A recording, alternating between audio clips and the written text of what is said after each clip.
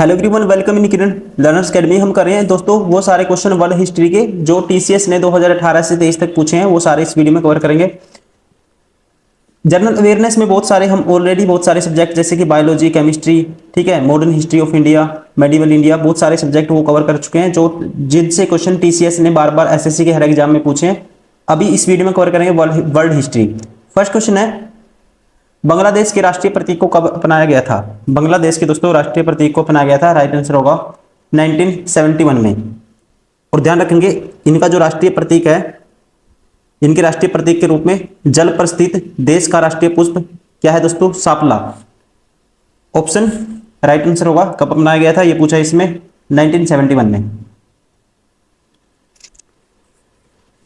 Question number 2, निम्नलिखित में से कौन श्रीलंका के राष्ट्रीय गान के रचयिता है दोस्तों? राष्ट्रीय गान के रचयिता, श्रीलंका का राष्ट्रीय गान है जो, उसके रचयिता कौन है? तो इनका नाम है दोस्तों, राइट आंसर होगा Anand Samarakoon. Option first is correct.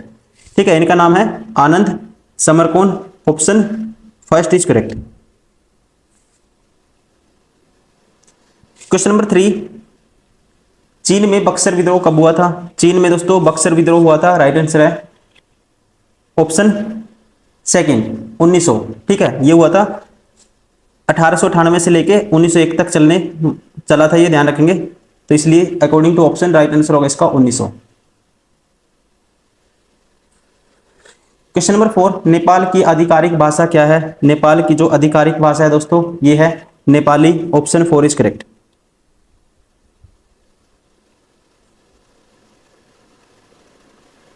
Question number 5, Bangladesh का राष्ट्रीय मंदिर डैश है? बांग्लादेश का दोस्तों राष्ट्रीय मंदिर है ऑप्शन थर्ड ढाकेश्वरी मंदिर, Dhaka. Option third is correct. Question number 6, Bangladesh का राष्ट्रीय पक्षी क्या है दोस्तों? बांग्लादेश का जो राष्ट्रीय पक्षी है magpie robin. Option first is correct. Question number 7, Bangladesh में निम्नलिखित में से कौन एक प्रमुख भाषा नहीं है? बांग्लादेश में दोस्तों इनमें से कौन सी एक प्रमुख भाषा लैंग्वेज नहीं है, ये आपको बताना है।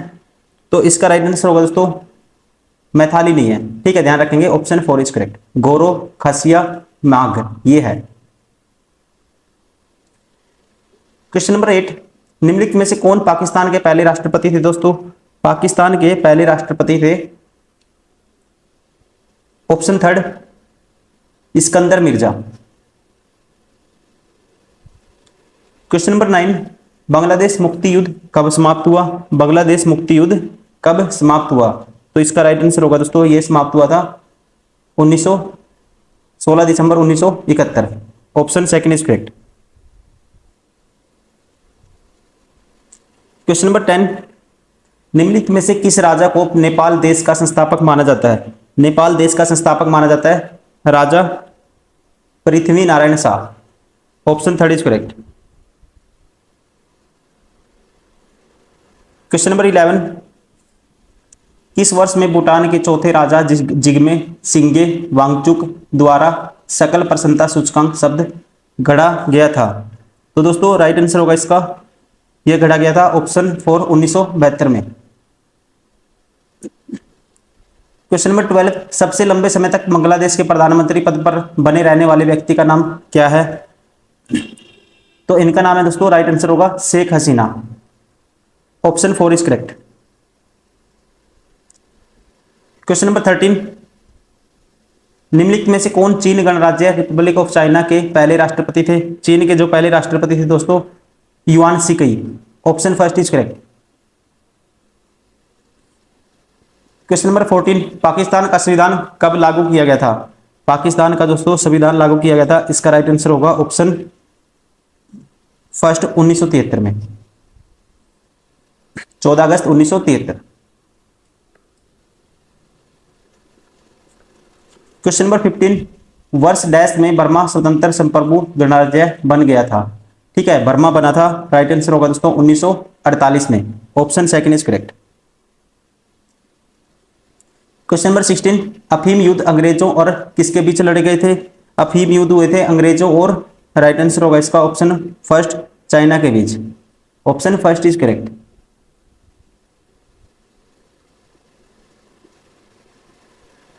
क्वेश्चन नंबर 17, क्याई खती यो क्याई खटी यो पगोड़ा कहाँ स्थित है? दोस्तों ये है, ध्यान रखेंगे, ऑप्शन थर्ड म्यांमार में। कहाँ पे है? Myanmar, option third is correct.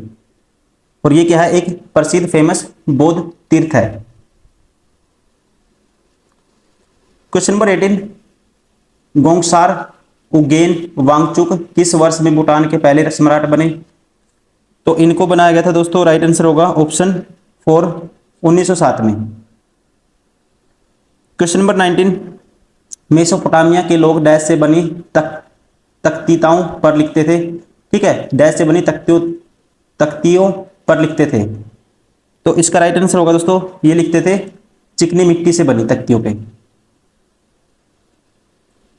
Question number 20, 7वीं शताब्दी ईस्वी में इस्लाम नामक एक नए धर्म का जन्म डैश में हुआ था। ठीक है, तो इसका राइट आंसर दोस्तों ये कहाँ हुआ था? अरेबिया में, option third is correct. Question number 21, निम्न में से किस वर्ष में ब्रिटिश सरकार द्वारा वन्य पक्षी और पशु संरक्षण अधिनियम लागू किया गया था? तो दोस्तों राइट आंसर होगा इसका, ये लागू किया गया था 1912 में, option second is correct. Question number 22, Adolf Hitler की आत्मकथा मीन कैफ मूल रूप से निम्नलिखित में से किस भाषा में लिखी गई थी? मीन कैफ को लिखा गया था दोस्तों, राइट आंसर होगा इसका जर्मनी भाषा में, option third is correct. Question number 23, 18वीं शताब्दी में ब्रिटेन में सूती कपड़ा उद्योग के विकास का क्या परिणाम हुआ? इसका परिणाम हुआ था, ध्यान रखेंगे, राइट आंसर होगा भारत में कपड़ा उत्पादन में क्या हो गई थी? गिरावट हो गई थी, option second is correct. Question number 24, Mein Kampf को निम्नलिखित में से किस राजनेता द्वारा लिखा गया था? दोस्तों रिपीट हो चुका है क्वेश्चन, पिछले में लैंग्वेज पूछी थी, अभी राजनेता का नाम पूछा है। तो कौन थे? Dolph Hitler, Adolf Hitler, option second is correct. Question number 25, Vasco D gamma जिसने यूरोप से भारत तक समुद्री मार्ग की खोज की किस देश के थे? वास्को डी गामा थे दोस्तों 1498 में आए थे, कहां के थे? पुर्तगाल के। क्वेश्चन नंबर 26, वर्ष 1945 में ब्रिटेन में किस पार्टी की सरकार बनी? ठीक है, 1945 में दोस्तों ब्रिटेन में बनी थी, राइट आंसर होगा ऑप्शन सेकंड लेबर पार्टी की, option second is correct.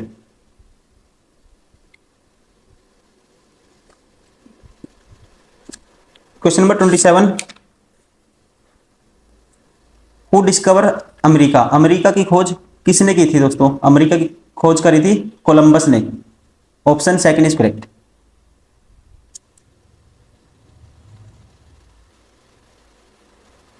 Question number 28, America स्वतंत्रता की घोषणा किसके सिद्धांतों पर आधारित थी? इसका राइट आंसर होगा, ये आधारित थी नेचुरल राइट्स पे, option four is correct. Question number 29, द्रुमावेश स्लैश और बर्न कृषि को मिल्पा के नाम से कहां जाना जाता है? तो दोस्तों इसका जो राइट आंसर होगा ये जाना जाता है ऑप्शन फोर मैक्सिको और सेंट्रल अमेरिका में, option four is correct. Question number 30, महामंदी के परिणाम स्वरूप आर्थिक प्रतिलब्धि के लिए नई व्यवस्था की घोषणा किस अमेरिकी राष्ट्रपति ने की थी? तो इनका नाम था दोस्तों, राइट आंसर होगा option third Roosevelt, option third is correct. Question number 31, निम्नलिखित में से कौन अमेरिका संसद का नाम है? ठीक है, निम्नलिखित में से कौन अमेरिकी संसद का नाम है दोस्तों? अमेरिकी संसद को बोलते हैं, राइट आंसर होगा इसका option third Congress. Question number 32, संयुक्त राज्य अमेरिका के निम्नलिखित में से किस शहर में युगांतर आश्रय स्थापित किया गया था जो भारत के स्वाधीनता आंदोलन के समय गदर पार्टी का मुख्यालय था? तो दोस्तों इसका राइट आंसर है, ध्यान रखना आपको, सैन फ्रांसिस्को। कहां पे स्थापित किया गया था? San Francisco, option third is correct.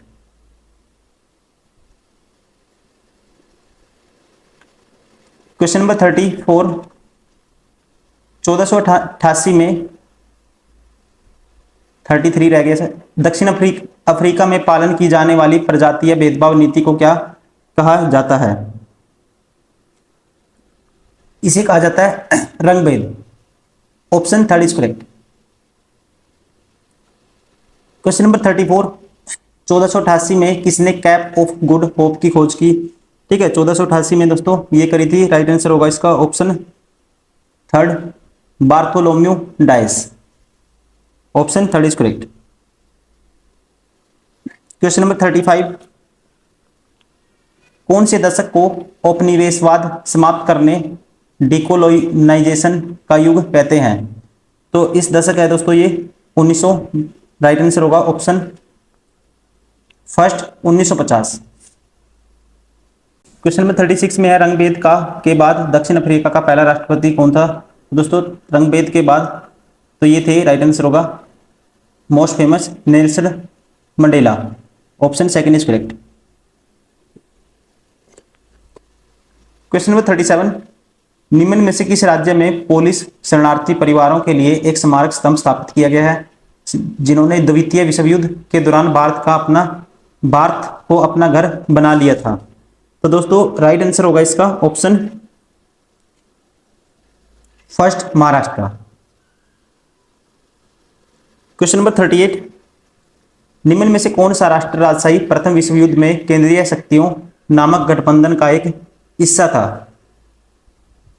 तो ये है दोस्तों, राइट आंसर होगा इसका option second, Austria Hungary.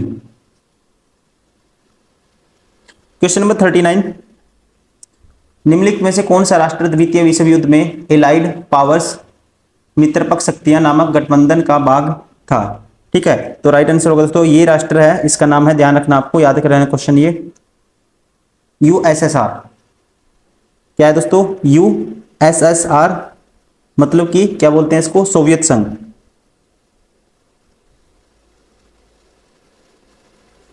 Option second is first is correct.